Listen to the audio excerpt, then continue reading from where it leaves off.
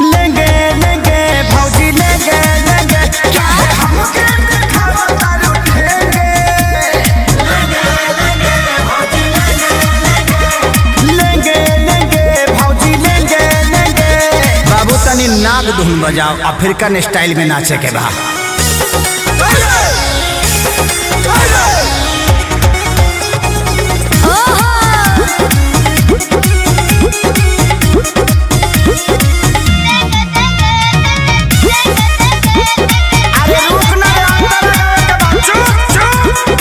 भौजी रूगल बेचो आरे लीची ले लो, देखे के पागल बाजार भइल बा हो जवार भइल बा, गाछी के फल फलादार भइल बा हो तैयार भइल बा, हर ले लो हो। पैसा न बारे आज दे दाम उधारे कहे देवर दुलारे हे भौजी होई फल रसदारे। अच्छा तू तो कूदतर कूदे जैसे बेंगे,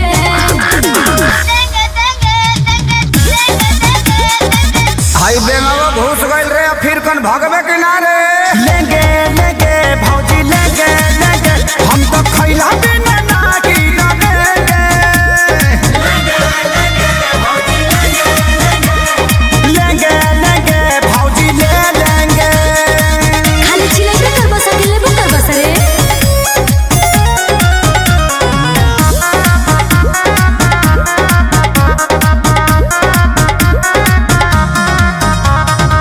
जल्दी से ले लो ना तो कम हो जाए हो, खत्म हो जाए। अच्छा बड़ा कम जोर तो नहीं दम हो जाए, बॉडी बम हो जाए।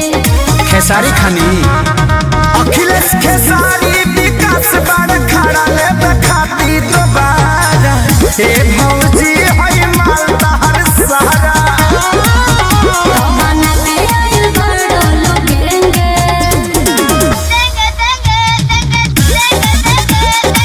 चुप हो जाना तो जहाँ साइज बड़ी वही जी भेज दे। लेंगे लेंगे भौजी लेंगे लेंगे सच कहो तनी माल ना बचेंगे।